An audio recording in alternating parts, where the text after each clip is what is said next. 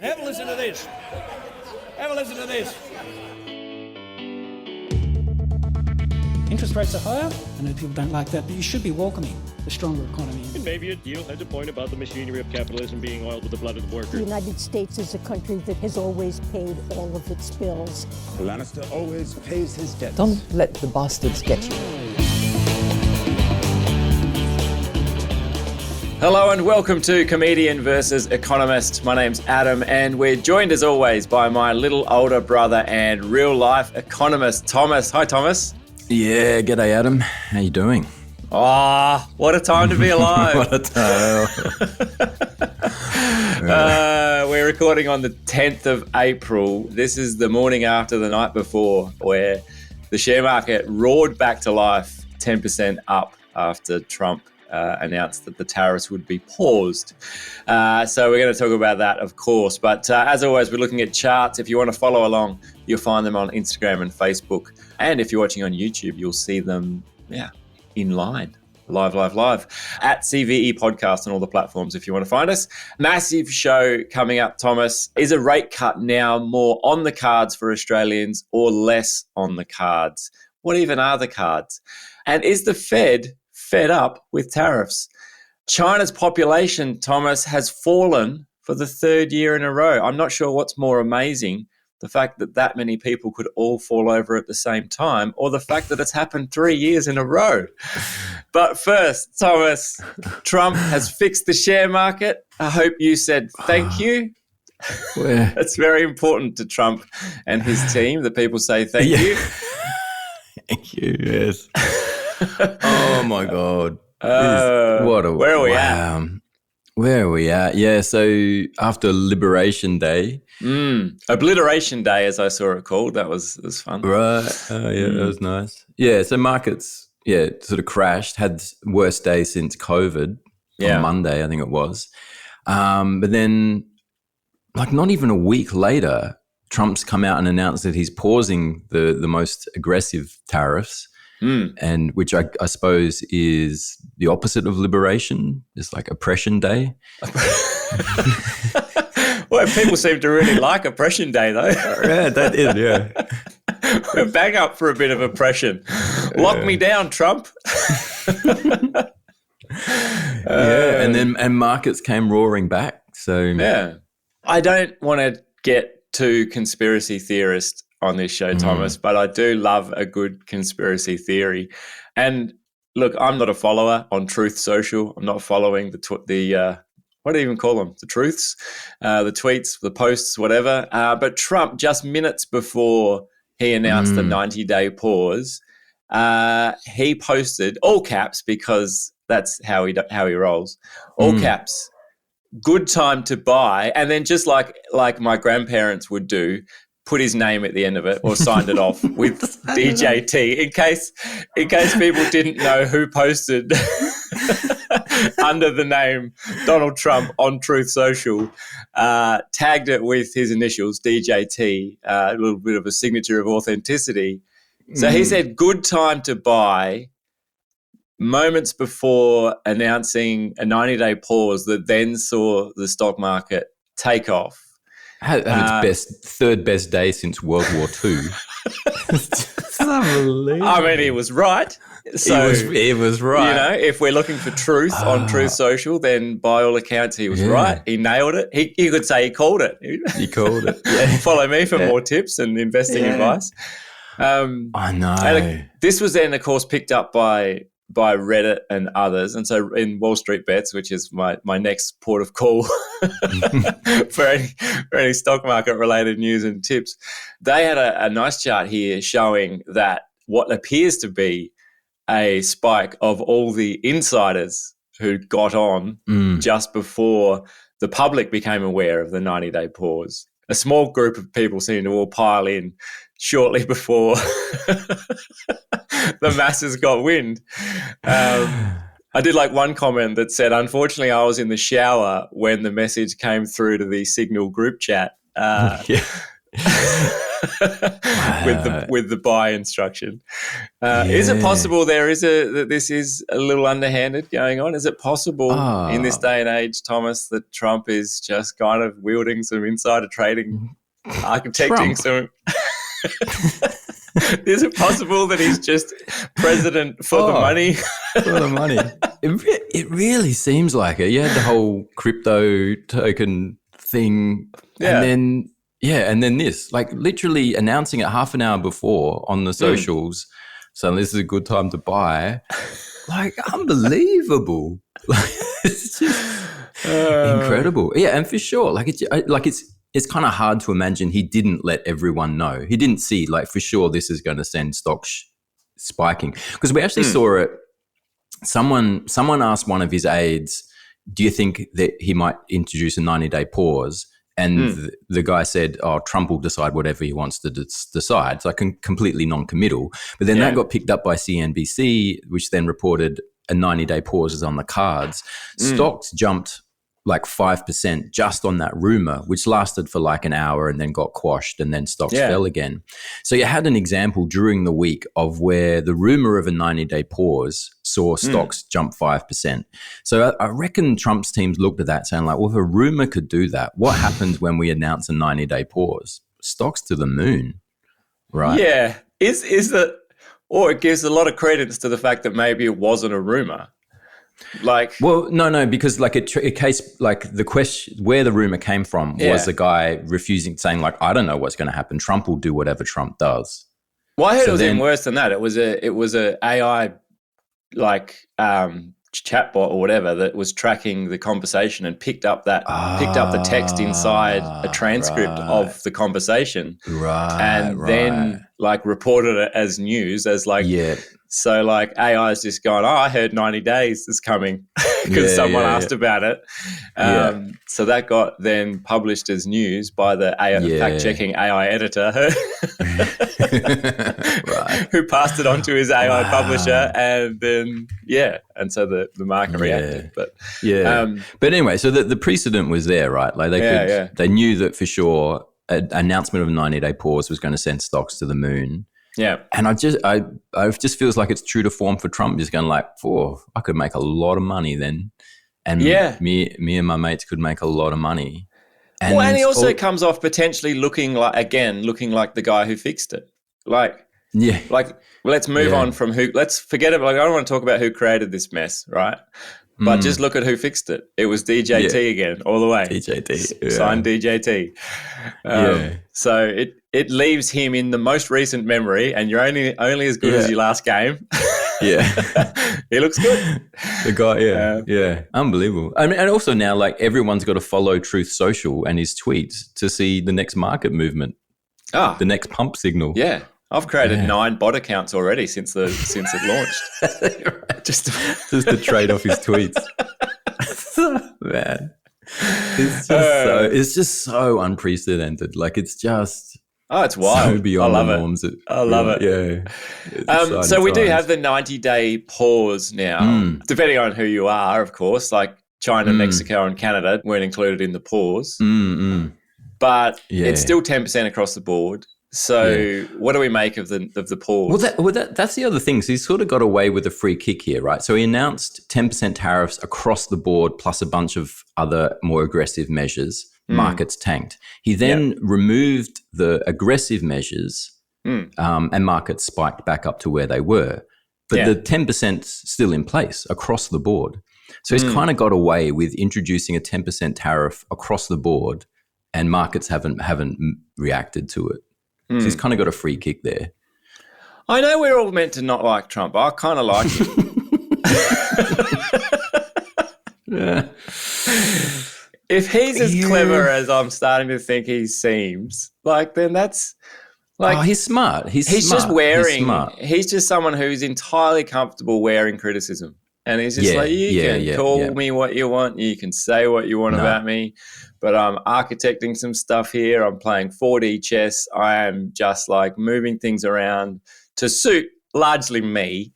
But a lot of people in the world that would do exactly that.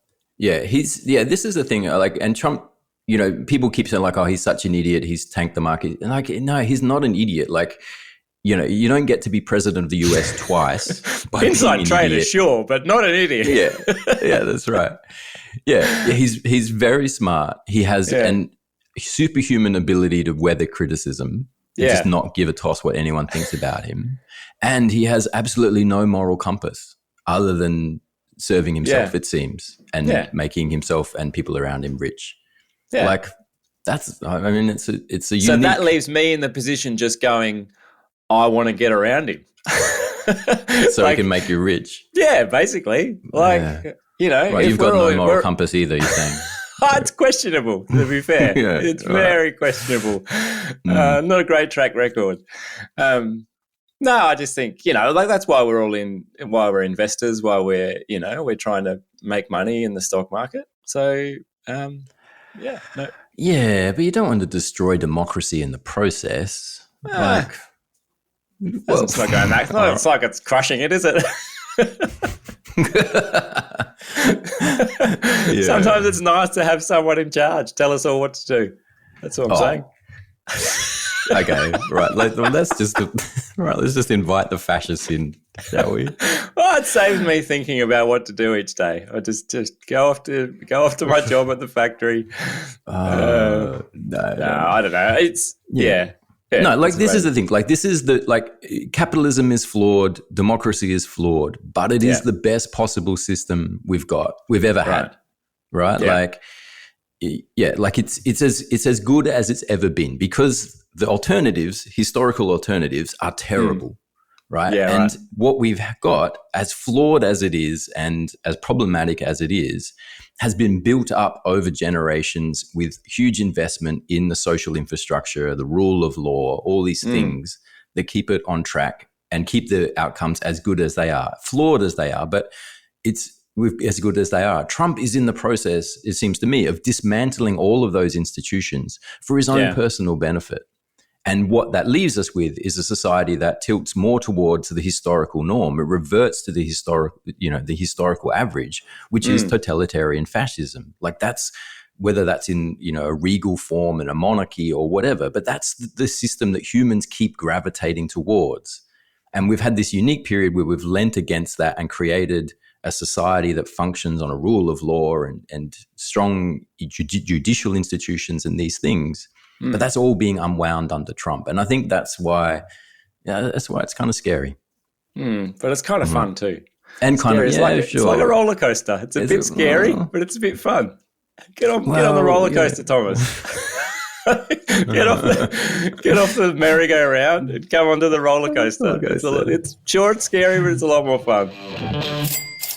All right, Thomas, we've had a lot of talk about tariffs, obviously, but a lot of it seems to be focused on what it means for trade and, buying and selling between countries and buying, consumers within each country. Curious to get your take on what it means for property and the property market in Australia. Yeah, it's interesting. So some of the reaction this week is saying like this is going to trigger a boom, because one of the first things with the tariffs that happened is that markets increased their bets for rate cuts this year from 3 to 4. And several economists were predicting a 50 basis point cut in May. That's the RBA's next meeting. So expecting we're going to get a jumbo cut in May. And then 4 cuts, 100 basis points by the end of the year. I don't know where that stands now after last night, but if that were to happen and you get like 100 basis points and a jumbo cut of 50 basis points, property is already starting to lift, prices are on the way up, you would expect that would put a rocket under it. Right. And that seems to be the standard thinking. But Christopher Joy made an interesting point that if these tariffs really kick in as, who knows where they are now, but like the worst case scenario, most aggressive scenario, which sort of locks down trade with China, but plus all those transition countries which China has been using, like Vietnam, for example. So once trade got blocked with China, they just set up factories in Vietnam and exported through Vietnam, which is why Vietnam attracted some really aggressive tariffs. But if effectively a big wall goes up around America is one of the big consumer markets in the world, and all of the goods that were heading for America now have to go somewhere else. All right. And Temu. And so, Yeah, exactly. That was, yeah. So Christopher Joy said, "Go long, Timu."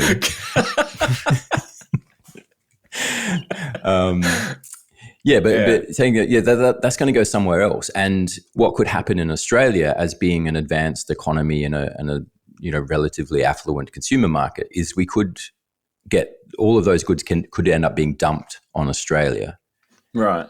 And coming in, and with that increased supply, it would mean that prices fall. So we could get some very cheap goods coming out of this trade war story, as all those production centers then start to try to dump their goods on us. Right. Happy days. Yeah, potentially. So that's anything produced in China. Like, don't underestimate how much is produced there. Like everything from just plastic toy knick-knack things through to couches and just about everything you see on a shop floor at Harvey Norman. Exactly. BYD cars or a lot. Oh yeah, and once you add in those connector countries like Vietnam and so on. Clothing and everything. Massive. So how does that relate to house prices? Oh, so that could be massively deflationary. Like you could looking at the price of a BYD car falling 25, 30, 40%. Yeah. Because they've now got to go somewhere because the US market is closed. Yeah. And if that happens, you've now got a deflationary shock hitting Australia with prices falling quite substantially. And inflation then, we don't know where that would end up, but goods and electronics are a substantial proportion of the CPI basket. So it could have a substantial impact. And given we're already, we're in the band now and trending lower, it could bust us through the bottom of the RBA's target band. Wow. And that means that the RBA might have to cut much more aggressively than, what we're currently pricing in order to get inflation back up into the band and lean against all this deflationary pressure coming out of these production centers. Right. So if that happens, you could end up with a massive property price boom on the cards. So hang on. So the RBA is going to cut rates because we've got tons of stuff coming in cheap that we can now buy. Wouldn't they? Which would just give everyone more money, right? Because we're not paying as much for things. So wouldn't the RBA be more inclined to keep rates where they are or push them higher because they don't want us to have everything I've learned about economics says the RBA doesn't want me to have money. No. Well, they do want you to have money when inflation is below target.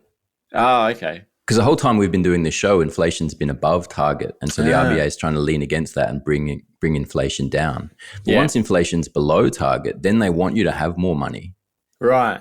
Okay.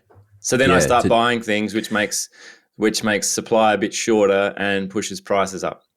Yeah, exactly. Oh, boy, howdy, look at me, I'm getting it. I finally understand. Right. Okay. So and so if they cut rates, then that's house prices to the moon. Yeah, potentially. Does that do anything with affordability then? Because no. Well, but everyone's got more money because they're not paying as much for their washing machines and fridges and TVs and cars. So if they've got more money, then is it do they track a bit parallel, like affordability and house prices? People have more money to save for a deposit, but house prices are going up, so you just remain. Yeah. No, squashed. I mean, affordability is sort of almost never changes because like as soon as you increase, if you increase anything on the demand side, like you reduce interest rates or you give people money like a first homeowners grant, they've now got more money to go out and buy stuff, but then that just goes straight into prices and prices just pushes just prices go up. Right. Yeah. So how do we get affordability down? Increased supply of houses. Increased supply relative to demand. Yeah. Right. Yeah. Those 9 new houses that Labor was talking about building. In 2028. Should really help out.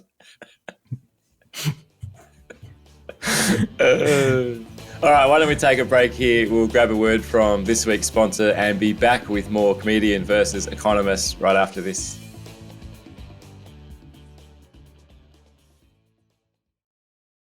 Welcome back. You're on Comedian versus Economist. Hey, we'd love it if you left a rating and a review wherever you're listening to or watching this podcast. But even more love it if you share the podcast with a friend. Spread the word for CV if you're enjoying it. Thomas, tariffs, rates, Fed. What's going on with the Fed? How are they feeling with everything that Trump's doing? Well, this story is interesting because Anna's kind of been swamped by the tariff story, but I actually think it's more important. So Jerome Powell came out, had a testimony in Congress, and they were asking about tariffs. And he said, like, we did think it was transitory. We now think it's possibly not. I knew it. Yeah, you called it. Every time. I think now we can finally say, whenever you hear the word transitory, it means we don't know. Yeah. Yeah. Maybe. So anyone, if you ever, it's a red flag to me now. I'm added to my list of my little black book of red flags. Red flags. Yeah. Anyway. Yeah. But yeah, so the line that the Fed had been running is, okay, we're not going to adjust policy based on tariffs, and that was sort of appeasing to the Trump administration. Now that he's saying it's going to be persistent, means that they need to understand the impact of tariffs before they can cut rates further. Right. So that's a substantial shift in their position. I'd hate to be him. We need to understand the impact of tariffs before we can cut rates further. What are the tariffs today, Donald? Today, 10%. Okay, what are they going to be tomorrow? Tomorrow, 134%. Yes. It feels like one of those videos with the guy that, decides packaging for fruit or whatever that guy is. Yeah, impossible to try to understand the impact of tariffs. Yeah, like incredibly difficult. And it sort of means like at the very least he's just got to sit on his hands and just kind of see what happens, because they were cutting, they were saying that more cuts were needed through the year. They're now saying like we're just going to sit on our hands because we don't know, which is the reasonable thing to do for the Fed. That makes sense. But then along comes Trump, and so Trump announces in all caps, obviously, cut interest rates, Jerome, and stop playing politics. Sign DJT. Sign DJT, yeah. Regards.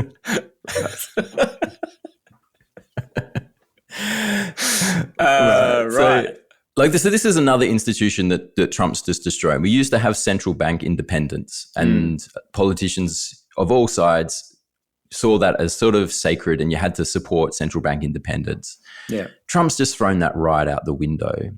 And the question now is how long Jerome Powell, every economist and everyone in the markets agrees with Powell on this. And this is the thing the Fed has to do. Of course, you have to hold rates in this current setting because no one knows what's going on. And it might be quite easily, could be very inflationary. So of course, sitting on your hands is the right thing to do. But then Trump's gunning for Powell and saying you need to cut. And so now the question is, well, how long does Powell last in the top job?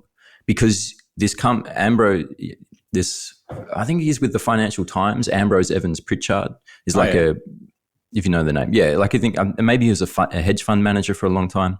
But he's really alarmed by this. And he's saying, you look what happened. Like last week, Laura Loomer is like a conspiracy theorist, got the heads of the National Security Agency fired because she said that they weren't loyal enough. But Trump's also fired the FBI's head of intelligence, its head of counterterrorism, its head of criminal investigations. And then the military's joint chief of staff's been fired. So he's he's on a purge. Ambrose Evans Pritchard called it a Bolshevik purge of everyone who matters in America. Yeah, just public servants, Thomas. Just, surplus to requirements. Who needs the head of the security service? Yeah. So this looks like, it looks like he's just installing cronies. Yeah. But then you get to Powell, right? And so Pete Hegseth gets appointed head of defense. He's like a Fox News talking head or whatever. And everyone's like, oh, that's a bit weird. But once you reinstall someone in the Fed, that markets are going to interpret that very, very differently. Does he have the power to do that? Can president. I think since he's installed all of his judges, I think he can kind of do whatever he wants. He's worked around it. He's found the loophole again. He's found it. Yeah, It's like, I can't fire that guy, but if I fire all these people, then they can all fire him. If I just get rid of the people who can and can't fire him, then I can do that. Yeah. Right. Yeah. Okay. There's something where the Fed chair can be fired for negligence or not fulfilling their duties with due course. Like, it's a bit of a vague thing, and people are saying like, there's it's not watertight. Yeah. So inaction might be seen as not fulfilling your duties. And I think that's the Trump playbook, right? He's very much of the school of, like, I don't care what we do, we have to do something. Like, I just feel like anyone who went to him and said, look, I think the time now is to pause and reflect and just take a breath. He's like, just get out of here. I'm not interested in your, I mean, he did the 90-day pause, but that might have been, as we discussed, for ulterior motives. So I feel like, as you say, sit on your hands and do nothing and see how it plays out is not really in the playbook. It's more of a, I want you doing something. Yeah. I don't care what it is. Maybe. Just make a call and do something. So, well, I mean, the argument for a preemptive hike is there. Because we know tariffs are coming. We know tariffs are going to be inflationary. Yeah. You might just say like, well, let's just ratchet it up and then see where we go, if you want to do something. But that's not going to be popular. Trump wants lower rates because lower rates are popular. Right. And that's what I think is going on. And so how long? Yeah. So there's a question mark now over Jerome Powell because Trump's gunning for him. The kind of the recent example here is over in Turkey. So you remember we talked about this. Turkey had inflation of 47%, right? Like, just insane inflation. And the central bank governor was like, we probably should hike.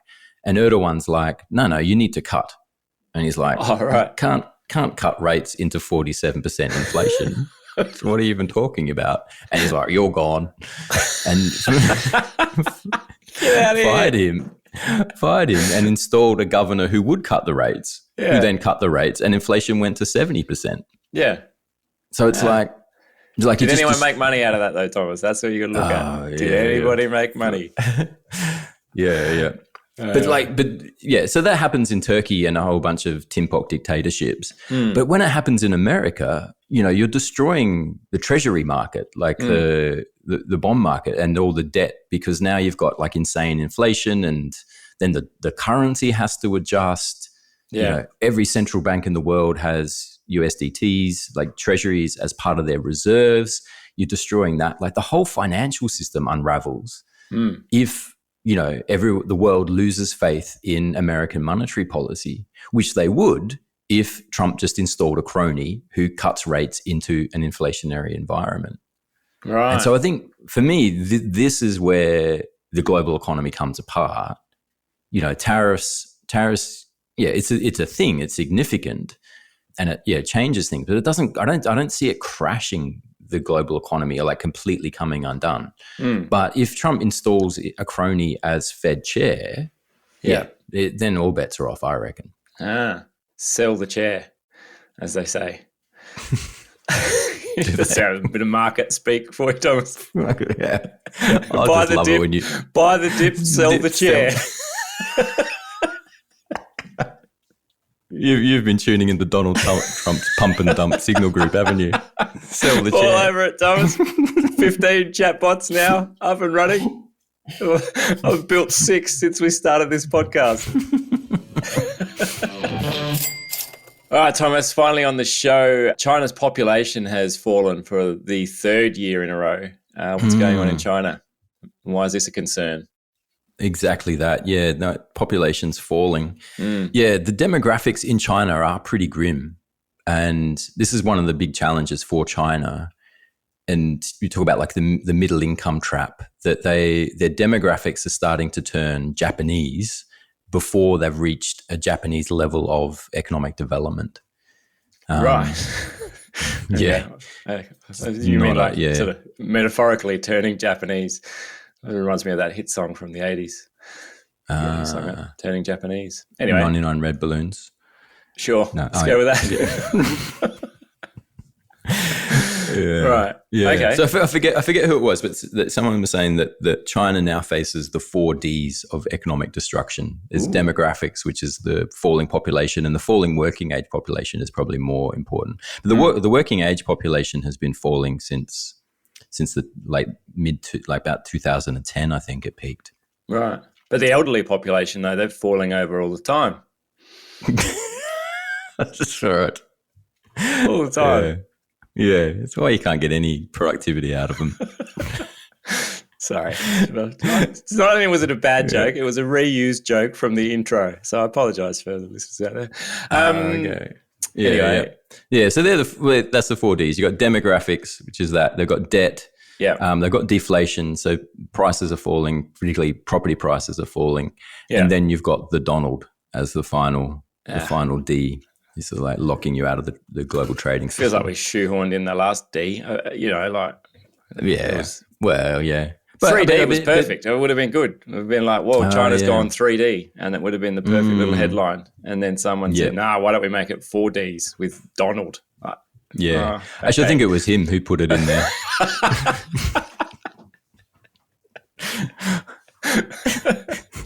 Yeah, fair enough.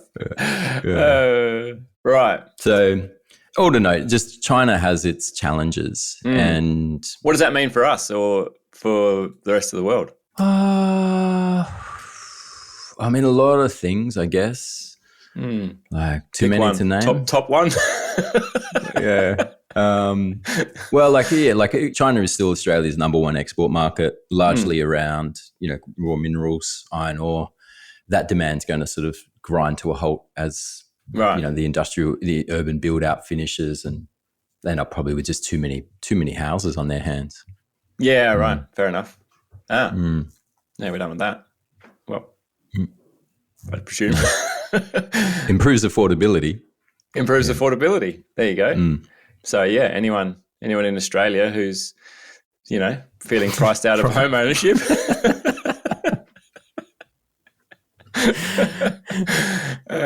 Just a hop, skip, and a jump over the oceans, and you could find yourself a sweet little condo. I think that'll do us for today. There's a lot to get through. It's a big show. There's so much going on. As I say, we're recording on the 10th of April. We'll try and get this out. This will come out on YouTube probably a little bit earlier than Wednesday on the pod. So things, as we know, could completely have turned upside down since we recorded. Everything we've said, it could be complete bullshit by the time it comes out. It's a ride. It's a wild time. So, yeah. And just to let you know, we will be away. We've got school holidays for the next couple of weeks. Thomas and I will be frantically trying to take care of small humans.